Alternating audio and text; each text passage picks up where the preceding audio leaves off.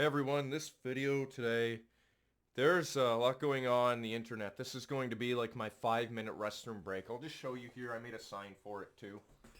This is the restroom break. Oh fuck, it's backwards. Well, maybe we can turn that around for half a second. I have like some problem. There we go. There's the restroom. Anyway, so I have to do that. Fun fact about me because when I look in mirrors and shit, I get confused like what direction I'm going in, right? If I'm pointing literally this direction, the mirror is the opposite side, and on my computer it'll be like over here, so my hand's actually like over. Confuses me. I'm like dyslexic or something. So there's been a lot going on the internet lately, and I've just had to sort of just some time to really think, and it's just difficult for some people to get out there nowadays. Ethan Klein, and then there's I don't even want to say the name. It's literally like the devil's name. There's two of them out there. They only really care about themselves at this point. Nothing's going to change.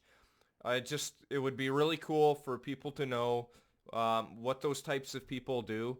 The one person is clearly mentally ill and unstable, has their own stuff going on. Of course, they can feel bad because, oh my God, I can't believe they're doing this. And what they've done, anyways, they've created what's called a trauma bond. And I do believe that Ethan does have one because it hurts him every time that this lady goes out and does other stuff against like his family and anything in between as well too. And then like goes on these podcasts with people she used to hate. And like the one man was known for doing his own thing. It's not a huge detail I'm going into, but a kid committed suicide because of stuff that was potentially pushing him over to the edge. And then a famous guy comes out and there's a little kid there, pushes him to the edge and he fucking commits suicide. Like, come on, that's some of the most disgusting stuff in the world. And I'm not saying that people are all bad there, but you got to think like there's people called like vulnerable narcissists and covert narcs, which just mean they play the victim. No matter what, they will always be the victim. They create relationships quite quickly with people. And I don't even think that Keemstar knows how vicious or deadly that this can be. Like it's going to be catastrophic that he literally went on a podcast. He had one lady come on a podcast and pretty much destroy everything that like it's going to happen. It's just he destroyed a family, crushed them apart, and he felt good about it. Those types of people only care about themselves, and then there's the ones that are covert. One second. I literally just brushed my teeth and I had to spit. So these people, what they do, they play victim. They have like maybe they've had trauma themselves, but they're really playing victim, and their trauma stems from other people's trauma. They create it, and then that's the trauma. And a lot of people don't understand that's where a lot of it comes from. Maybe they feel that it's right because they've been through a lot of trauma too, but their idea of love is create trauma for people after creating something really good and making them feel good and being like, oh my God, I love this person so much I would almost die without them. What happens when that person just leaves and acts like you're nothing and then goes out, and I don't believe in coincidences, does the things that would be opposite of what that man would be thinking, or that female, that person, whoever it may be, whatever the other relationship partner would have been. They're a person, they're people, and she's going out, and the person's going out there, and I don't want to put the name out there. It's just not nice because next thing you know, you have certain people coming at me. Um, I just personally, I don't give a fuck. I've been through this shit, and I know that there are people out there that will use everything that they can against you. They will do these things. I'm not saying that as this is a fact of your life and that, oh, you should play victim mentality or be like, oh, woe is me, someone fucking spilt a little bit of milk. No, it's that you are now connected with that person that created the trauma because they created a huge relationship with you, and then you feel like you're walking on eggshells. They leave, right? Just because you feel it though doesn't always mean it's right though. The way that you think, like the real trauma is that now they've left you.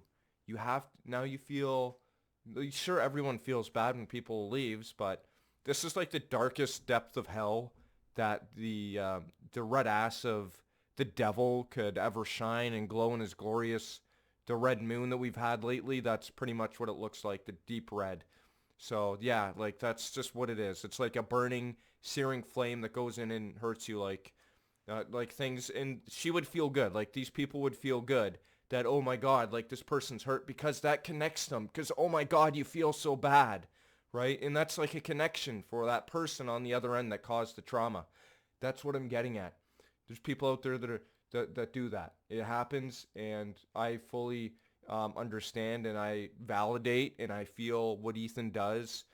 Sometimes we all do our own thing. We go a little bit overboard with stuff, with the political shit. That is something that I will never really feel is an opportunity in my heart to start stretching out and getting people to choose a side. Because what happens is that's just making people go against each other. It's like some type of tribalism. I'm not about that. I don't think other people should always do that, although it's good in maintaining structured teamwork no matter what to get through something. But no matter what, you can do that on your own too to get through stuff. You don't need people to go out there and fucking create trauma bonds with everyone. It's a disgusting thing. Some people, they're mentally ill. The person that was associated with Ethan is literally mentally unstable and took a narcissistic test. I know it's not like the one, right? But created a huge percentage on vanity, which is not uncommon with people of her likings as well too.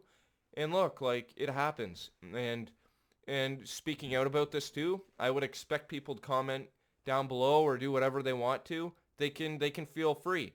But I guarantee you, and just setting things aside, even if it's not personal for me, some people will take it personal and put it in there. Or what they'll do is try to comment on there, build a relationship with me, being like, oh my God, I feel so good about that. And then I know what that sign is. That sign, if you're going to come into my life and you're going to fucking ruin it later on. Relationships aren't supposed to be like, if that person leaves me, then I will die, right? That's trauma. That creates trauma on the heart, and people can die from it too. It's heart failure from cardiomyopathy, which it means the octopus trapping the pot, and the pot being there's a swollen part of the heart. The left ventricle just gets really big because it's just been through a lot of shock. It can happen through a lottery winning too, and other stuff in the meantime, and it's sick. It's really disgusting, and I don't think that Ethan understands what he's going through, and I feel like I'm not the end all and be all, but there's fuck sure is. I've joined support groups for people that have been through this shit. I've done it on Reddit. And it's specifically for certain people that have been through with this type of person that has done this and that, and you would see the resemblances between them. But it's cool because, oh, well, maybe those people care. Because now what's happening is that the person that really did the trauma bond, right, that create the relationship, and then what they did is instant disconnect. Instant, boom, like that. Fucking dropped the other person, threw them off the cliff, destroyed everything about them. They're connected to them still. No matter what, that person still has your soul. Because now you're in love with them. And you need that. You need that trauma in your life, right? You need that. And that's what they think that they need because they feel like it was right because maybe they've had it at a young age. As sick as that seems, that's the darkest pain that certain people have felt.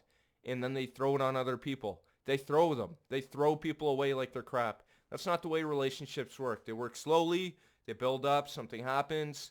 We all know that, even if we're like playing the game of, oh my God, like that's so cool. We know that there's steps that people take anyways. But you can tell when people go from here to fucking up here, instantly agree with you, do everything, and it's like, oh my God, there's someone that finally understands me, right? And it's not that, oh, I've never been understood before. It's now that everything you do is right.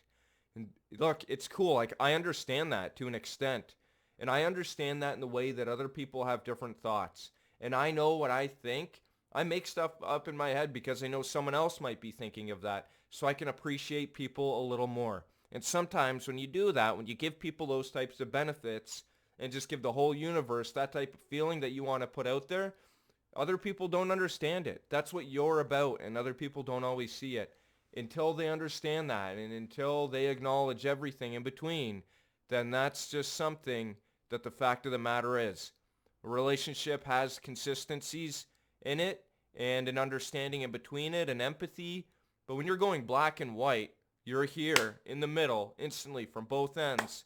And then what it does is it snaps. There was nothing in here. You were right here. You were on either this end or that end, and then it kabooms. Fucking Big Bang Theory. Shit's exploding. You got information coming out of your brain left, right, and out your ass. Like, yeah, I have to talk about this, and I feel that this was supposed to be a 5-minute restroom break, but now it's a 10-minute, and thank you all very much for watching, and yeah, I don't know, that was just maybe some cathartic expression on my end too, but not in a destructive way. Just some word of advice, some word of help and support for stuff, and I really feel and I hope and I encourage people to live the healthiest life that they can. Thank you. Bye, sickos.